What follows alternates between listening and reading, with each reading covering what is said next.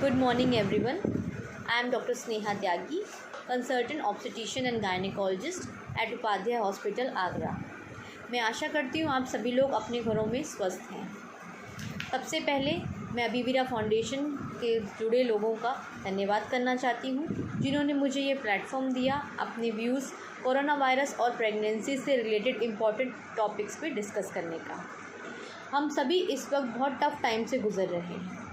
ऐसे में हमें अपने साथ साथ अपने घर के बच्चे, बुज़ुर्गों और विशेष रूप से गर्भवती महिलाओं का अधिक ख्याल रखना है। प्रेगनेंसी में महिलाओं की इम्यूनिटी, जिसको हम रोग प्रतिरोधक क्षमता के नाम से भी जानते हैं, वो नॉर्मल से कम हो जाती है, जिससे प्रेग्नेंट औरतों को कोई भी इन्फेक्शन होने का चांस अधिक बढ़ जाता है। कोरोना वायरस नामक बीमारी से बचाव के लिए महिलाओं को किन किन चीज़ों का विशेष रूप से ध्यान देना चाहिए, आज हम उस पर चर्चा करेंगे। सबसे पहला आता है प्रिकॉशंस में, जैसे कि हमारे माननीय प्रधानमंत्री मोदी जी ने बोला है, सबसे पहले आता है सोशल डिस्टेंसिंग। गर्भवती महिलाएं घर में ही रहें। जो लोग वर्किंग हैं वो लोग वर्क फ्रॉम होम करें, मगर घर से बाहर ना निकलें। घर पे भी रहें तो आपस में कम से कम 1 मीटर की दूरी बनाए रखें। दूसरा आता है हैंड हाइजीन में 2 तरीके की चीज़ें होती हैं। जैसे कि अगर आप अपने हाथ साबुन से धो रहे हैं तो उसको कम से कम 30 सेकंड्स तक धोएं, और अगर आप हैंड सैनिटाइज़र का प्रयोग कर रहे हैं तो कम से कम 20 सेकंड्स तक आप अपने हाथों को हैंड सैनिटाइज़र से अच्छे से रब करिए। इस हैंड हाइजीन को आप नियमित रूप से अपनी दिनचर्या में फॉलो करिए। तीसरा होता है रेस्पिरेटरी हाइजीन। इसका मतलब है कि जिससे कि किसी भी फीमेल को थोड़ी भी कोई प्रॉब्लम है, जैसे कि खांसी या ज़ुकाम हल्का सा किसी और कारण से, तो आप उसको कैसे दूसरों तक फैलाने से रोक सकते हैं। उसमें आप अपने हाथ को खांसते या छींकते समय अपनी किसी भी हैंकी से या टिश्यू पेपर से या फिर अपनी एल्बो को बेंड करके अपने मुंह को ऐसे कवर करके तब खांसिए या छींकिए, जिससे आपका इन्फेक्शन किसी और में ट्रांसमिट ना हो। जो आपने हैंकरचीफ, हैंकी या फिर टिश्यू यूज़ किया है उसको आप तुरंत डिस्पोज ऑफ ज़रूर करिए। तीसरी चीज़ आती है कि अपने घर में बाहर के लोगों की आवाजाही कम रखिए। जैसे कि घर में न्यूज़पेपर वाले, मिल्कमैन या मेड्स आती हैं, तो गर्भवती महिलाएं इससे बच के रहें। इन लोगों से ज़्यादा कांटेक्ट में ना रहें, इनसे दूरी बनाए रखें।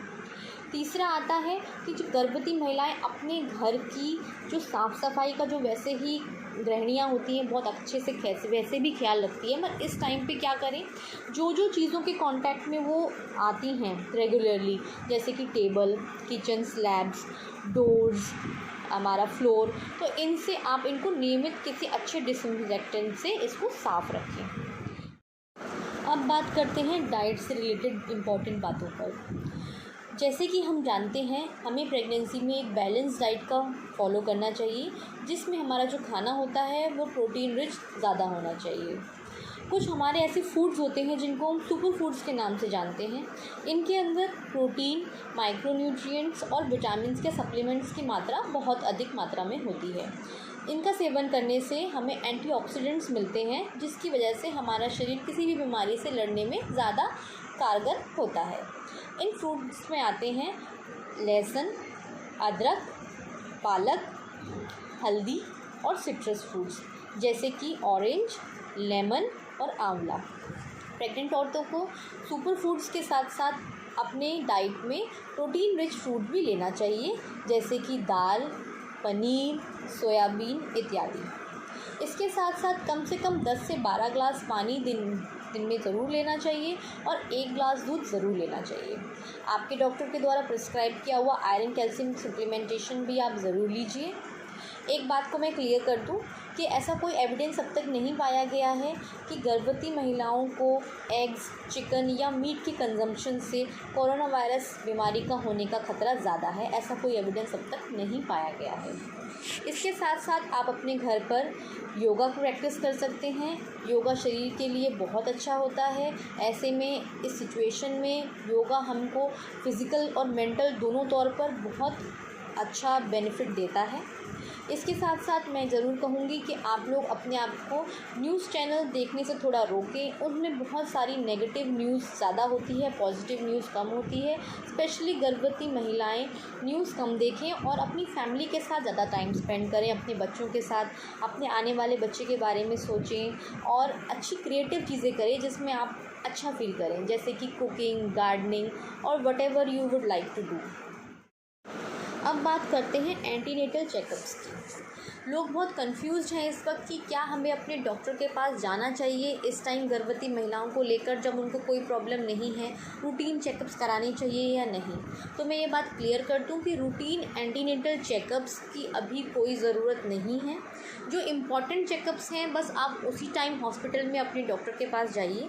जैसे कि पहला checkup at the completion of 3 months, जिसे हम 12 हफ्ते कहते हैं, उस पे आपका एक लेवल 1 स्कैन होता है जिसे हम NT-NB स्कैन भी जानते हैं, वो आप ज़रूर कराइए। दूसरा, आपकी विज़िट होनी चाहिए चौथे या 5वें महीने के बीच में, जिसमें आपका एक लेवल 2 एनॉमली स्कैन होना है, उसको आप ज़रूर करवाइए। तीसरा होता है 32 वीक्स पे, जिसको हम 8वें महीने की शुरुआत भी कहते हैं। इस पे आपका एक अल्ट्रासाउंड और कुछ रूटीन टेस्ट होते हैं। ये तीनों चेकअप आपके लिए बहुत इम्पॉर्टेंट है। अगर आपको कोई प्रॉब्लम नहीं है तो आप घर पे ही रहिए, और अगर आपके ये तीनों स्कैन हो गए हैं तो that is safe enough for you. फिर हम बात करते हैं कि वैक्सीनेशन की। वैक्सीनेशन बहुत इम्पॉर्टेंट है। जो पहली टाइम वैक्सीनेट हो रहे हैं उनको 2 टीके, और जो एक बार प्रेग्नेंट हो चुके हैं और 5 साल के अंदर दूसरा बच्चा आया है उनको 1 टीका। ये आप बहुत इम्पॉर्टेंट फॉलो करिए ज़रूर, वैक्सीनेशन अपना कंप्लीट करिए। तीसरी बात आती है कि हमें कोई माइनर एलिमेंट है, जैसे थोड़ा बहुत पेट में दर्द है या कोई और प्रॉब्लम है, गैस बन रही है, वॉमिटिंग आ रही है, तो इन माइनर एलिमेंट्स के लिए आप टेलीफोनिक कंसल्टेशन से अपने गायनिक से ज़रूर मिलिए और उनसे टेलीफोनिक कंसल्टेशन के थ्रू कांटेक्ट करके इनकी सुझाव के थ्रू आप इनको क्योर करिए इन एलिमेंट्स को।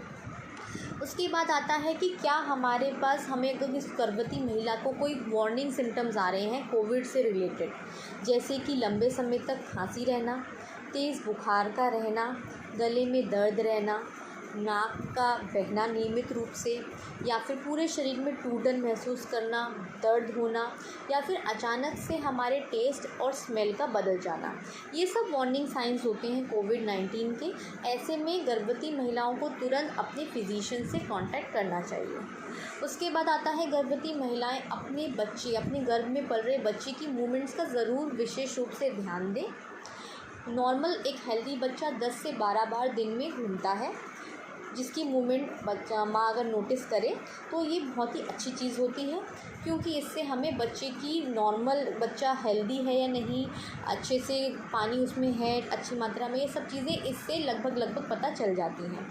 तो बच्चे का मूवमेंट करना बहुत इम्पॉर्टेंट है, इसको आप ज़रूर नोटिस करें, इसमें कोई भी लापरवाही ना बरतें।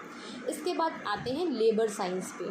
जब आपको डिलीवरी के लिए अपने हॉस्पिटल जाना है अपने गायनिक के पास, वो साइन होते हैं वाटर बैग का लीकेज होना, या फिर लेबर पेन्स का शुरुआत होना, जो कि लेबर पेन्स कम ड्यूरेशन पे आएँ, ज़्यादा देर के लिए रहें और अधिक तेज़ इंटेंसिटी के आएँ।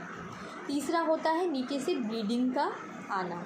ये साइंस होते हैं लेबर के, जिसमें आपको अपने गायनिक के पास तुरंत कंसल्टेशन के लिए जाना चाहिए। एक चीज़ मैं और क्लियर करना चाहती हूँ कि अक्सर हमसे पेशेंट्स और उनके अटेंडेंट ये सवाल पूछते हैं कि अगर गर्भवती महिला इस इन्फेक्शन से संक्रमित होती है तो उसमें उसके बच्चे को कितना % चांस है इन्फेक्शन होने का, या फिर उसमें कोई डैमेज तो नहीं हो जाएगा बच्चे को गर्भ में रहते हुए। तो मैं आपको ये बात बता दूं कि ये इन्फेक्शन अभी नया है, इसके ऊपर अभी बहुत रिसर्च नहीं हुई है, इसलिए ये कहना अभी मुश्किल है कि क्या आगे आने वाले समय में ये इन्फेक्शन गर्भवती महिलाओं के बच्चों पे क्या असर डालेगा। इसके लिए और अभी रिसर्च की ज़रूरत है। मगर अच्छी बात यह है कि जो शुरुआती रिसर्च अभी आई हैं उनमें ये बताया गया है, उसमें ये देखा गया है कि गर्भवती महिलाओं से उनके गर्भ में पल रहे बच्चे को इससे नुकसान का खतरा बहुत कम है। इसमें जो प्लेसेंटा के थ्रू ट्रांसमिशन होता है एंटीनेटल पीरियड में, गर्भावस्था के दौरान, वो बहुत कम, ना के बराबर देखा गया है। तो ये हमारे लिए एक अच्छी बात है। एक बात मैं यहाँ पे और जोड़ना चाहती हूँ, गर्भवती महिलाएं जिनको और भी कोई और बीमारी है या कोमॉर्बिडिटी है, जैसे कि डायबिटीज़ होना, हाइपरटेंशन होना, वज़न ज़्यादा होना, 100 किलो 90 किलो इससे ज़्यादा वज़न होना, या फिर एज का 35-40 ऐसे होना, या फिर उनको अस्थमा या कोई सांस की बीमारी है, ऐसी महिलाओं में इन्फेक्शन का चांस और ज़्यादा होता है। तो आप लोग अपना विशेष रूप से ख्याल रखें, अपनी टैबलेट सप्लीमेंटेशन ज़रूर लें और बीपी शुगर का चेकअप ज़रूर कराएं। और जब भी आपको लगे कि कोई भी दिक्कत है तो आप अपने डॉक्टर से ज़रूर कंसल्ट करिए। इस चीज़ में हिचकिचाएं नहीं, कोई लापरवाही ना करें। अंत में मैं यही कहना चाहती हूँ कि आई होप इस वीडियो से आपके डाउट्स और मिथ्स क्लियर हुए होंगे। अगर आपको कोई और डाउट या मिथ्स अपना क्लियर करना है तो आप कमेंट बॉक्स में कमेंट करके मुझसे सवाल पूछ सकते हैं। अंत में आप सभी लोगों को मेरा यही संदेश है कि हम सब लोग इस कोरोना वायरस पेंडेमिक का डटकर मुकाबला करेंगे और अंत में विजय हमारी ही होगी। So stay home, stay safe and stay positive. Thank you.